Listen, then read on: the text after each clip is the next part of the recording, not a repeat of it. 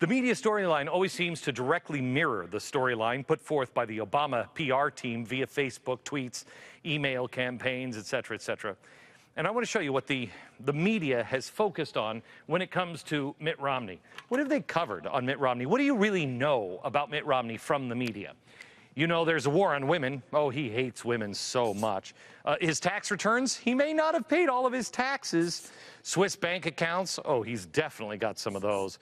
Bain Capital, my gosh, he's an evil capitalist. Did you hear what he did with his dog? Oh, they covered that one.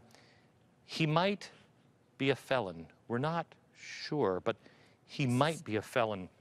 We definitely know, unless you check into the facts, that he was a bully in 1965. He hates the poor. And, of course, when he went overseas, oh, my gosh, the gaffes just kept on coming. And 47%, have you heard 47%? Hates 40% of the people in America. That's what you know a bit about Mitt Romney. Oh, you know another thing. When it comes to Libya, oh, my gosh, the Libya thing, he went crazy. He said that was terrorists. I mean, oh, man, really? I guess his biggest problem is he just doesn't apologize enough. Look, here's the thing. This is what they are focusing on, and none of this stuff affects you in your daily life. None of this stuff is going to fix our country. None of it. Now, here's what is not news. What is not news with the president? It's not news when the guy who just a few weeks ago said, quote, "One of the proudest things of my 3 years in office is helping to restore a sense of respect for America all around the world." Okay, is that working out, really? I mean, he stands by and he does nothing as the world is literally being set on fire all the way around the globe. They are burning him in effigy and chanting death to America all over the globe, and no one bothers to question America's current status in the world. Where are the stories on his failures? His failure to read the Arab Spring. This is unbelievable. I've never seen anybody get it. Jimmy Carter wasn't this wrong. How about where is the story on 107% increase of the price of your gas at the gas pump? 8.1% unemployment. Record number of Americans on food stamps. Let me ask you a question. 47% are currently taking money. It's actually 49%. Romney got that wrong.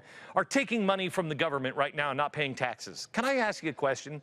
Shouldn't we all be behind people paying taxes? And I don't mean, hey, let's go gouge the poor. What I mean is, let's lift these people up so they can afford to pay taxes. Do you think they really want, the majority of people really want food stamps or welfare or housing or anything else from the government? You think they really want that over a good job? My gosh. Where's anybody on the credit downgrade that happened again last week? Our credit now has been downgraded 2 times. I remember 4 years ago. In fact, Jeff is our cameraman. He worked with me over at CNN for, I'm sorry for that, Jeff. I'm really sorry. But Jeff was one of my cameramen that worked with us over at CNN. And I was talking about this at CNN, and everybody said it was crazy when I said they will downgrade the United States of America. And there's not a word about it happening a second time. It's almost as if this president is, and I know this sounds crazy, controlling the media again. Watch. Very rarely did we communicate through the press anything that we didn't absolutely control. There it is. Very rarely did we communicate anything that we didn't absolutely control. What is it going to take? Just today, we have more anti-American protests in Pakistan. 5,000 violent protesters attacking the U.S. Embassy. In Iran, hundreds chant death to France and death to the U.S. The Prime Minister has condemned us, the Prime Minister of the country we just freed in Iraq, over this YouTube anti-Islam film. In Indonesia, the U.S. consulate shut down for a second day amid protest. Afghanistan, hundreds chanting anti-American slogans. Will anyone ask this president about this? Will anyone confront this administration over its blatant lies and falsehoods about this? There are plenty of them to choose from. Let's start with Libya, shall we? First, the president said this is a YouTube video.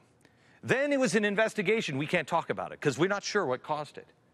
Doesn't that sound like what he accused Mitt Romney of shooting and then aiming? It's the video. Wait, no, it's not. We're going to investigate. That's what he blamed Mitt Romney doing. Now they've admitted that there was a coordinated attack carried out by terrorists. Oh, by the way, one of the terrorists was a guy that we released from Guantanamo. Not Obama, Bush. However, this one lie, while confessing to this one lie, they're telling another whopper. Quote, at this point, it looks as if there was a spontaneous situation that occurred.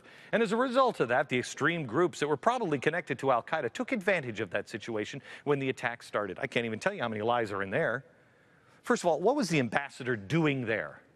I told you on Friday or on Monday that the ambassador, my pure conjecture, that he was looking for weapons that we gave to al-Qaeda. Do you remember? Because we reported on this when that Libyan war came out. We said, who are you giving these weapons to? They're our enemies. I contend that's exactly, he's the guy who did it for the Obama administration, and he was trying to get him back because, God forbid, anybody's killed with an American weapon that we gave to al-Qaeda.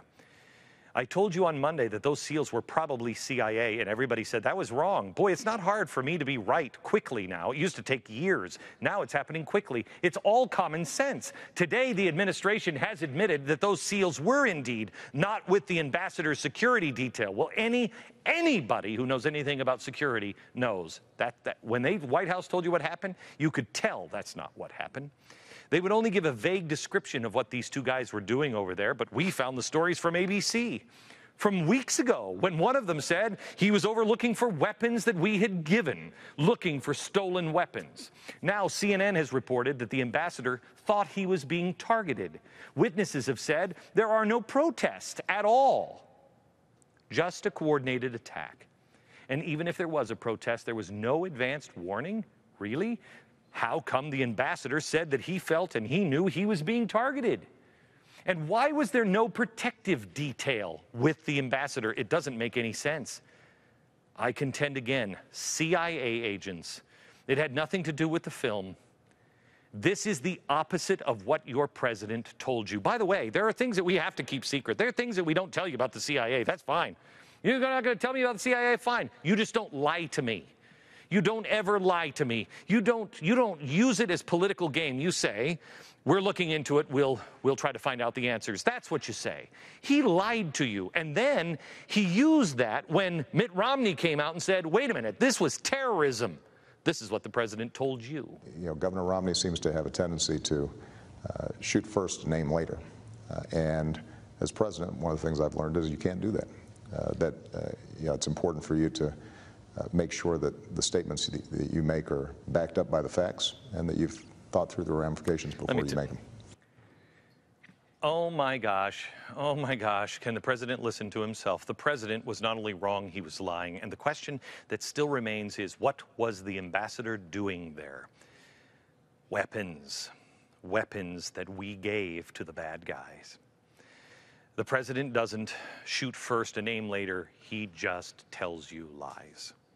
I don't want to say those things. I know nobody in America wants to hear those things, but it is clear.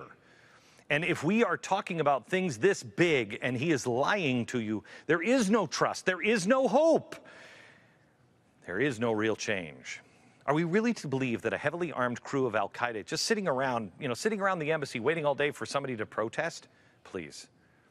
Here is the only truth that has been reported on this so far. What's clear, Charlie, is that the public won't get a detailed account of what happened until after the presidential election.